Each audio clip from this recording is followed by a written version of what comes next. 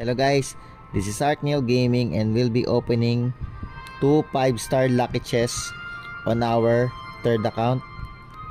So we have finally reached level 90 on our Pass Royale, and let's open this first guys.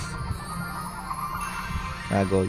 So hopefully that drives out the unlucky aura of gold.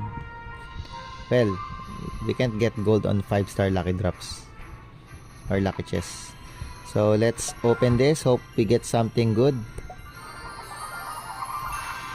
As usual, rare wild cards. I always get this guys.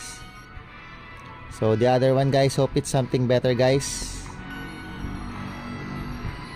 Can we get an evolution?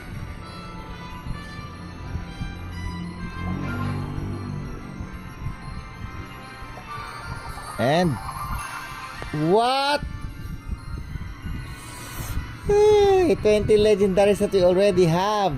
And that sucks. Hey guys, that's it. Thank you for watching. But that's a lot of crystals though. Thank you for watching. Bye bye.